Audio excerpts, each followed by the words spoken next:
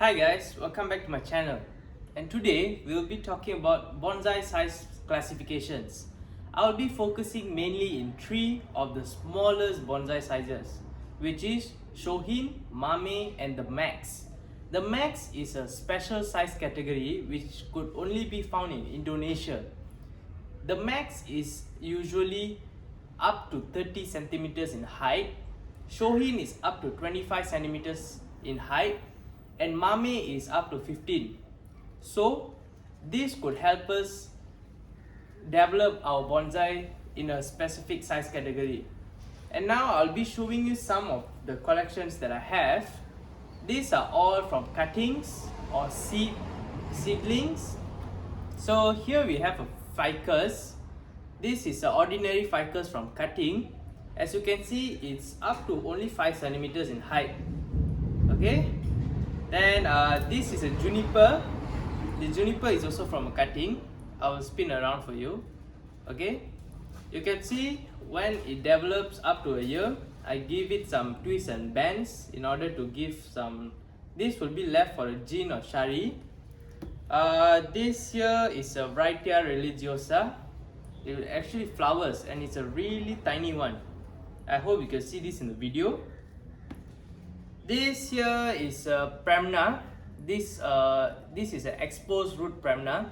I'm planning it for a semi-cascade. So let's see how it goes. This here is a special one because this is from seed. It's an exposed root bluebell bonsai.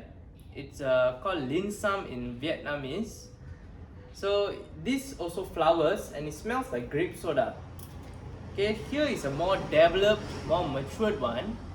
This is a pomegranate. This is a dwarf pomegranate nana. As you can see, the leaves are very tiny here. Okay, I've planted it in lava rock because it needs a porous soil, and you can see the intertwining between the live wood and the dead wood right here. Okay, then this is all ficus too in the back, but this is more sort of a shohin candidate. Okay, I'll put this forward. You could see that this is Ficus religiosa. It has this distinctive long leaf here, and it's actually developing for a shohin state. And this is a sacrificial leader to thicken the trunk here and to give us more taper. Okay, then this is also a great example. This here is a Yamadori Ficus. It's actually been collected just 2 to 3 weeks from now. So it's a really important species, I could say, for ficus because it's really widely known for it. And this is also a Ficus religiosa, but this is a more beautiful, more matured one. As you can see, there's some deadwood characters here, and the bark is extraordinarily beautiful. Okay.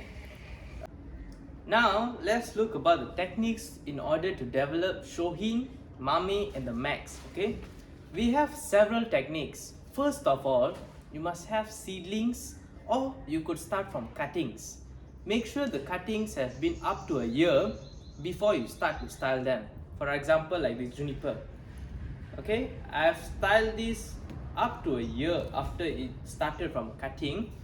And let's talk about the other techniques you could develop. First and foremost, the Nebari for your shohin, mame or the max is the most important aspect of your bonsai. A Nebari could be achieved through several ways, such as constant pruning of the roots, which goes down there. And you could also plant it in a shallow container. I don't have a shallow container here, but you could start with a training container such as this. This will allow root and oxygen exchange, and it helps to thicken the Nebari. Next, we could use a sacrificial leader like this. This sacrificial leader will constantly develop taper, and it will give girth to the trunk, which widens the trunk and it beautifies the Nebari. Other than sacrificial branches, we could use the cut and grow technique, which is to let any leader or any branch to grow really tall till you achieve